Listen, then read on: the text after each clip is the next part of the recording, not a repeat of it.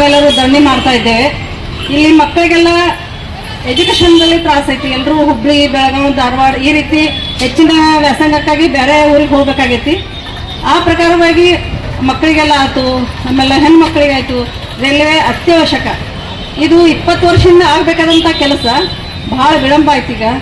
ಈಗ ಕುತುಬುದ್ದೀನ್ ಖಾಜಿ ಅವ್ರ ನೇತೃತ್ವದೊಳಗೆ ಇವರೆಲ್ಲ ನಾವೆಲ್ಲರೂ ಕೂಡಿ ಈ ಧರಣಿಯನ್ನು ಮಾಡ್ತಾ ಇದ್ದೇವೆ. ದಯವಿಟ್ಟು ಕೇಂದ್ರ ಸರ್ಕಾರದವರು ನಮ್ಮ ಕರೆಗೆ ಹೋಗೊಟ್ಟು ನಮ್ಮ ಕರೆಯನ್ನು ಸ್ವೀಕರಿಸಿ ನಮ್ಮ ತಾಲೂಕಿಗೆ ರೈಲ್ವೆ ಮಾರ್ಗವನ್ನು ಒದಗಿಸಿಕೊಡ್ಬೇಕಂತ ನಾನು ಕಳಕಳಿಯಿಂದ ತಮ್ಮಲ್ಲಿ ಕೇಳಿಕೊಳ್ಳುತ್ತೇನೆ. ಹಾಗೂ ಇಲ್ಲಿ ಇದ್ದಿರ್ತಕ್ಕಂಥ ಎಲ್ಲರೂ ಸಹಾಯ ಮಾಡಿ ನಾವೆಲ್ಲರೂ ಧರಣಿಯನ್ನು ನಾವು ಇನ್ನರ್ ವೆಹಿಕಲ್ ಸಂಸ್ಥೆ ಆಯಿತು, ನಮ್ಮ ಲೈನ್ ಸಂಸ್ಥೆ ಆಯಿತು, ನಾವು ಇವರೊಂದಿಗೆ ಬೆಂಬಲವಾಗಿ ನಿಂತು ನಾವು ಈ ಧರಣಿಯನ್ನು ಮುಂದುವರಿಸ್ತೇವೆ ಅಂತ ಹೇಳ್ತಾ ನನ್ನ ಸ್ಥಳೀಯವಾಗಿ ಯಾವುದೇ ಜಾತಿ ಭೇದ ಪಕ್ಷಾತೀತ ಎಲ್ಲ ಕೂಡ ಒಗ್ಗಟ್ಟಾಗಿ ಮಾಡಬೇಕು. ಯಾಕಂದ್ರೆ ಇದು ಹೋರಾಟ, ಇದು ರೈಲ್ವೆ ಡಿಪಾರ್ಟ್ಮೆಂಟ್, ಇದು ಯಾವುದೋ ಒಂದು ಬಸ್ ಸ್ಟ್ಯಾಂಡ್, ಒಂದು ಬಸ್, ಒಂದು ರೋಡ್ ಬೇಕಾಗಿದ್ದಲ್ಲ. ಒಂದು ರೈಲ್ವೆ ಹೋರಾಟ ಉಗ್ರತೆ ಎಷ್ಟು ಇರ್ಬೇಕಂತಂದ್ರೆ ಕೇಂದ್ರದಂತ ಇರುವಂತ ಸಚಿವರು ಅಲ್ಲಿ ಅಂತ ಅಧಿಕಾರಿಗಳು ಹೊರ ನೋಡ್ಬೇಕು ಎಲ್ಲಿ ಏನಾಗತ್ತಪ್ಪ ಅಂತೇಳಿ. ಇಲ್ಲಾಂದ್ರೆ ಏನಾಗ್ತೈತಿ, ನಮ್ಮ ಈಗ ಹಿರಿಯರಿ ರೈಲ್ವೆ ಸಂಬಂಧ ಒಂದು 20 ವರ್ಷಗಳಿಂದ ಹೋರಾಟ ಮಾಡಾಕತ್ತಾರ.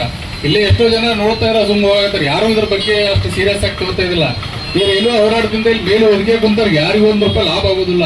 ಒಂದು ಉದ್ದೇಶ ಏನಪ್ಪಾ ಅಂತಂದ್ರೆ ಮುಂಬರುವ ದಿನಗಳಲ್ಲಿ ನಮ್ಮ ತಾಲೂಕಿಗೆ ಒಂದು ರೈಲ್ವೆ ಸ್ಟೇಷನ್ ಆದ್ರ ಅದರಿಂದ ಎಷ್ಟೋ ಜೀವಗಳು ಬದುಕ್ತಾವ, ಅದರಿಂದ ವ್ಯಾಪಾರ ವೃದ್ಧಿ ಆಗ್ತೈತಿ, ಅದರಿಂದ ಊರು ಒಂದು ಉದ್ಧಾರ ಆಗ್ತೈತಿ. ಆ ಒಂದು ಉದ್ದೇಶಕ್ಕೋಸ್ಕರ ಇವ್ರು ಕಳೆದ ಇಷ್ಟು ದಿವಸದಿಂದ ಹೋರಾಟ ಮಾಡಾಕತ್ತಾರ. ಬೆಳಿಗ್ಗೆಯಿಂದ ಎಷ್ಟೋ ನಮ್ಮ ಇಲ್ಲಿ ಕುಂತಂತ ವೇದಿಕೆ ಮೇಲೆ ಅವ್ರು ನಮಗೆ ಕಾಲ್ ಮಾಡಿದ್ರು, ಎಷ್ಟೋ ಜನಕ್ಕೆ ಮಾಡಿದ್ರು.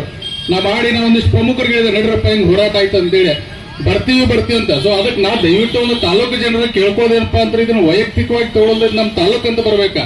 ಇವತ್ತು ನಮ್ಮ ತಾಲೂಕು ಅಂತ ಬಂದಾಗ ಮಾತ್ರ ನಾವು ಇಲ್ಲೊಂದು ಈ ಹೋರಾಟ ಸಕ್ಸಸ್ ಮಾಡಕ್ ಸಾಧ್ಯ ಐತಿ. ಯಾಕಂದ್ರೆ ಈ ರೈಲ್ವೆ ಡಿಪಾರ್ಟ್ಮೆಂಟ್ ಒಂದು ಸಿಸ್ಟಮ್ ಹೆಂಗೈತಪ್ಪ ಅಂತಂದ್ರೆ ಹೋಗಿ ಏನೋ ಒಂದು ಮನವಿ ಕೊಡ್ಬೋದು, ಮನೆಯವರು ಯಾರು ಮಿನಿಸ್ಟ್ರು ಆಫೀಸರ್ಸ್ ಅಕ್ಸೆಪ್ಟ್ ಮಾಡ್ಬೋದು. ಬಟ್ ಅದ್ರದ್ದು ತಯಾರಿ ಬಹಳ ಡೀಪ್ ಇರ್ತೈತಿ. ಸೊ ಅದು ನಮ್ಮ ಹೋರಾಟ ಅದು ಉಗ್ರವಾಗಿ ಇದ್ದಾಗ ಮಾತ್ರ ಅವ್ರು ಸೀರಿಯಸ್ ಆಗ್ತಾರ. ಸೊ ಅದಕ್ಕೆ ಈ ಹೋರಾಟಕ್ಕೆ ದಯವಿಟ್ಟು ನಾವು ಇಡೀ ತಾಲೂಕು ಜನದಿಂದ ಈ ಮಾಧ್ಯಮದ ಮೂಲಕ ನಮ್ಮ ಇನ್ನೂ ಗುರು ಹಿರಿಯರ ಮೂಲಕ ಇಷ್ಟೇ ಕೇಳ್ಕೊತೀನಪ್ಪ ಅಂತಂದ್ರ ದಯವಿಟ್ಟು ಇದನ್ನ ಉಗ್ರ ಹೋರಾಟ ನಾವು ಇನ್ನೂ ಜಾಸ್ತಿ ಮಾಡ್ಬೇಕ.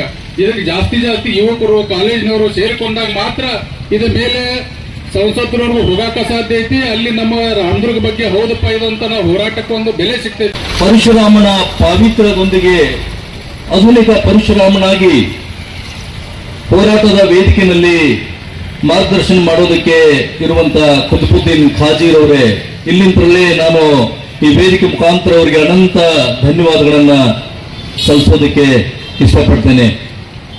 ಸನ್ಮಾನ್ರೆ, ಈ ದಿನ ನೇತಾಜಿ ಸುಭಾಷ್ ಚಂದ್ರ ಬೋಸ್ ಅವರು ಹುಟ್ಟಿದ ದಿನ. ನೇತಾಜಿರವರ 129ನೇ ಜನ್ಮದಿನ 1897 ಇದೇ ದಿನ ಅಂದ್ರೆ ಜನವರಿ 23ರಂದು ಒಡಿಶಾದ ಕಟಕ್ನಲ್ಲಿ ಜನಿಸಿದ್ರು.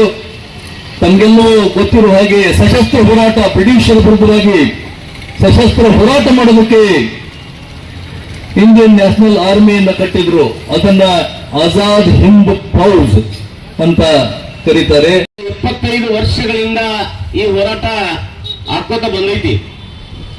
2019ರಲ್ಲಿ ಇಲ್ಲಿ ಸರ್ವೆ ಆಗಿ ಅದನ್ನ ಅನುಮೋದನೆಗೆ ರೈಲ್ವೆ ಮಂತ್ರಾಲಯಕ್ಕೆ ಕಳಿಸಿ ಅದನ್ನ ಅನುಮೋದನೆ ತಗೊಂಡು ಈಗಾಗಲೇ ಕೆಲಸ ಚಾಲು ಮಾಡಬೇಕಾಗಿತ್ತು. ಆದ್ರೆ ಈ ಇಚ್ಛಾಶಕ್ತಿ ಕಡಿಮೆ ಇರುವುದರಿಂದ ಅವಾಗಿನ ಅಧಿಕಾರಿಗಳು 2019ರಲ್ಲಿ ಕೋವಿಡ್ ಇರುವುದರಿಂದ ಅದನ್ನ ತೇಪೆ ಹಚ್ಚುವಂತ ಒಂದು ಕೆಲಸ ಮಾಡಿ ಅದನ್ನ ಕೆಲಸವನ್ನ ಮಾಡದೆ ಹಾಗೆ ಬಿಟ್ಟುಬಿಟ್ಟಿದ್ರು. ಅದು ಗೊತ್ತಾಗಿ ಮತ್ತೆ ಇಲ್ಲಿ ಒಂದು ಚಳವಳಿ ಮತ್ತೆ ಚಾಲು ಆಯ್ತು. ತೆಗ್ಗಿಯವರು ಇದ್ದಾಗ ಚಾಲು ಆಯ್ತು. ನಮ್ಮ ಡುಮಾಕ್ ವಕೀಲರು ಇದ್ದಾಗಲೂ ಅವರು ಭಾಗವಹಿಸಿ ಈ ಹೋರಾಟವನ್ನು ಚಾಲು ಮಾಡಿದ್ರು. ನಡಬರ್ಕ್ ಅವರು ಏನು ಮತ್ತೆ ಅದು ಸ್ಥಗಿತ ಆಗಿತ್ತು. ಮತ್ತೆ ನಾವು ರಾಮದುರ್ಗ ತಾಲೂಕಾ ರೈಲ್ವೆ ಹೋರಾಟ ಕ್ರಿಯಾ ಸಮಿತಿ ಅಂತ ಹೇಳಿ ಒಂದು ಸಮಿತಿಯನ್ನು ಮಾಡಿಕೊಂಡು ಕುತುಬುದ್ದೀನ್ ಖಾಜಿ ಅವರ ಒಂದು ಮಾರ್ಗದರ್ಶನದಲ್ಲಿ